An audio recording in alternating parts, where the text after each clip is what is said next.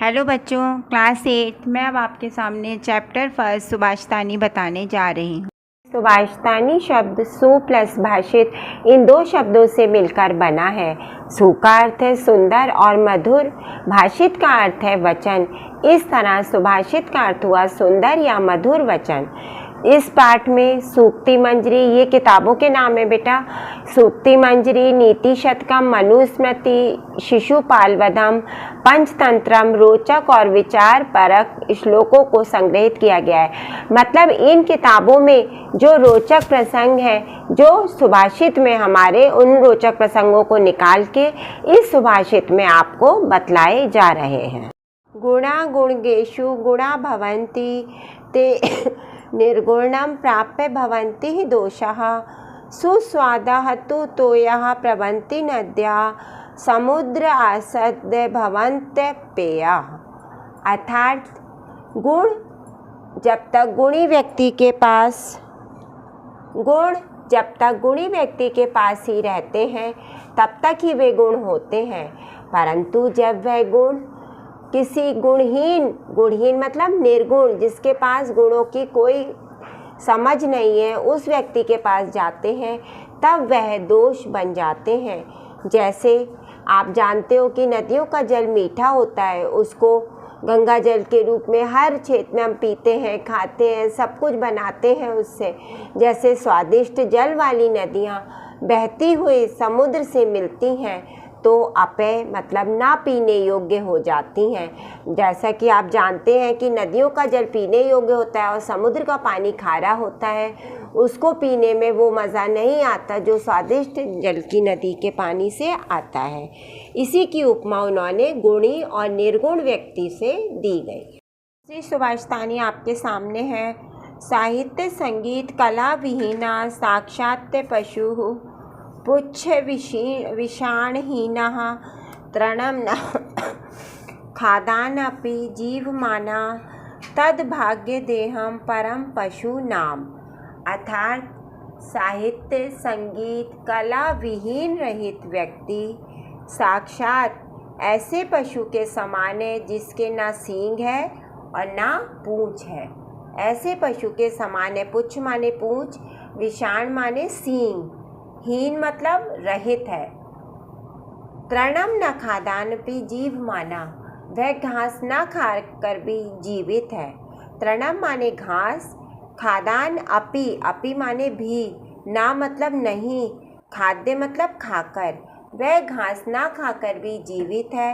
वह उन पशुओं के लिए सौभाग्य की बात है। मतलब जो घास खाते हैं वो तो जीवित हैं, कोई बात नहीं है, पर ये उन पशुओं के समान है। तीसरा श्लोक अब आपके सामने है। लुब्धस्य नश्यति यशा पिशुनस्य मैत्री नष्ट क्रियस्य कुलम अर्थ परस्य धर्मा विद्या फलम व्यसना कृपणस्य सौख्यम राज्य प्रमत्त सचिवस्य नराधिपस्य। लुब्धस्य मतलब लालची व्यक्ति का यश नष्ट हो जाता है। पिशुनस्य मतलब चुगलखोर की, मैत्री मतलब मित्रता, नष्ट क्रिया से नष्ट होती है, अकर्मण्य व्यक्ति का वंश, कुलम परस्य मतलब दूसरे का धर्म जो है, कुलम अर्थम व्यक्ति का जो वंश है उसका, उससे मतलब है विद्या फलम व्यसिना, और धन के लोभी जो व्यक्ति होते हैं उनका धर्म, बुरी लत वाले व्यक्ति की, व्यसिना मतलब बुरी लत, जैसे शराब पीना, जुआ खेलना, तो उससे मतलब है कि बुरी लत वाले व्यक्ति की विद्या। और कृपणस्य सौख्यम माने बच्चों सुख, और कृपणस्य मीन्स कंजूस का सुख। और आलसी व्यक्ति, प्रमत्त से यहाँ मतलब है हमारे आलसी से, सचिवस्य मंत्रियों, आलसी मंत्रियों वाले जो राजा होते हैं उनका राज्य नष्ट हो जाता है। इसमें ये बताया है कैसे कैसे व्यक्ति होते हैं जिन अपना सब कुछ समाप्त हो जाता है। लालची व्यक्ति का यश, चुगलखोर की मित्रता, अकर्मण्य व्यक्ति मतलब जो कर्म नहीं करता उस व्यक्ति का वंश, धन के लोभी जो केवल धन का ही लालची है उस व्यक्ति का धर्म, और बुरी लत वाले जैसा मैंने आपको अभी बताया ऐसे व्यक्ति की विद्या, व्यक्ति का जो सुख है, मतलब वो इतना कंजूस होता है, धन होने के बाद भी वो सुविधाओं को प्रयोग नहीं करता, तो उसी से मतलब है कंजूस का सुख और आलसी मंत्रियों वाले राजा का राज्य नष्ट हो जाता है। चौथा श्लोक देखिए। पीत्वा रसम तु कटुकम मधुरम समानम माधुर्यमेव जन्मे जन्मा मधुमोक्षी कामो कासौ संत तथैव समसज्जन दुर्जनानां श्रुत्वा वचः मधुर सूक्त रसम सृजन्ति। अर्थात उन्होंने कहा है जो व्यक्ति का जैसा स्वभाव होता है वो वैसा ही रहता है। वास्तव में जो अच्छे स्वभाव वाला व्यक्ति होता है उसका स्वभाव अच्छा ही कहलाता है। तो इसकी उपमा उन्होंने हमें मधुमक्खी के द्वारा दी गई है कि जिस प्रकार ये मधुमक्खी कड़वा रस पीकर, फूलों का रस पीकर, मतलब उन्होंने कहा पीत्वा रसम तु कटुकम, पीत्वा मतलब पीकर, रसम मतलब रस, फूलों का रस पीती है ना मधुमक्खी, कटुकम मधुरम सम्मानम, उन्होंने कहा ये मधुमक्खी कड़वा या मीठा फूलों का रस समान रूप से पीकर मधुर रस का निर्माण करती है। अर्थात मधुमक्खी चाहे कड़वे फूल के उस पे बैठ जाए या फूलों के रस पे, लेकिन वो हमेशा जब उसका छत्ता बनता है या मधुर रस का ही निर्माण करती है। जैसा कि आपने देखा है जब छत्ता टूटता है तो उससे शहद बनता है। उसी प्रकार सज्जन व्यक्ति चाहे दुर्जन की बातें सुने या संत लोगों की बातें सुने, पर उनके ऊपर कोई भी असर नहीं होता। वो दोनों की बातें सुनकर समान रूप से सदा मधुर मीठी वाणी शब्दों का ही प्रयोग करते हैं। अर्थात संत लोगों पर किसी भी दुर्जन व्यक्ति की बातों का प्रभाव नहीं पड़ता।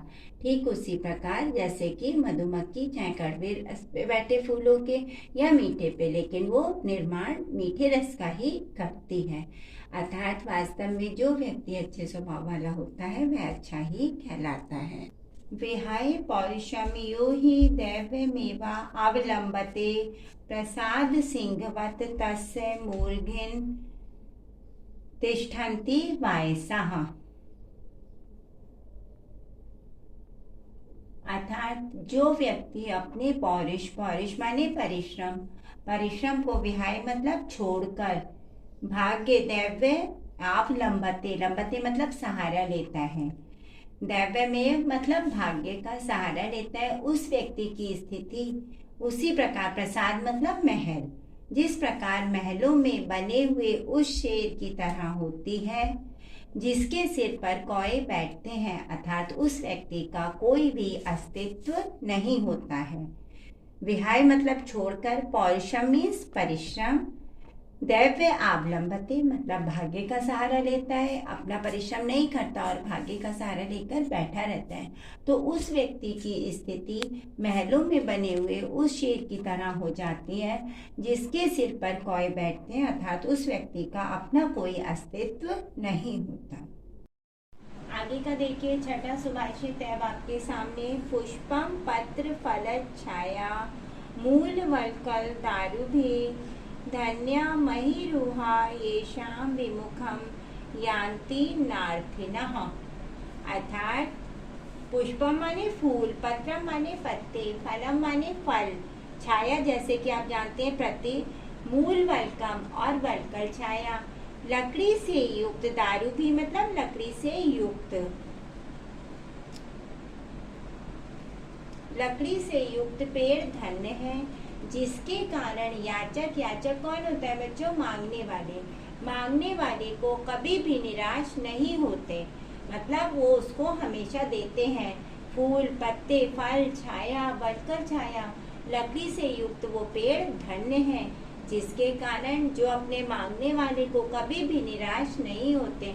अर्थात पेड़ों के पास देने को बहुत कुछ है, वे कभी भी खाली हाथ अपने याचक को मतलब मांगने वाले को विमुखम यान्ति नार्थना मतलब खाली हाथ नहीं लौटाते हैं। चिंतनीया ही विपदाम आदावे प्रतिक्रिया ना कूप खन्नम युक्तम प्रदीप्ते वहिना ग्रहे। का मतलब होता है घर में, कूप खनना मतलब कुआं खोदना।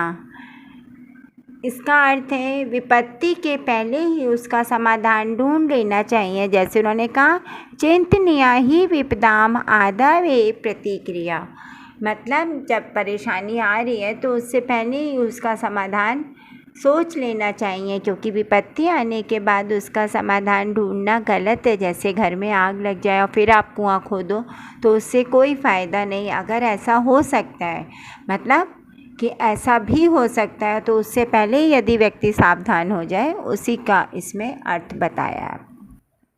मेरी वीडियो पसंद आई होगी, मेरे चैनल को सब्सक्राइब करिए। धन्यवाद।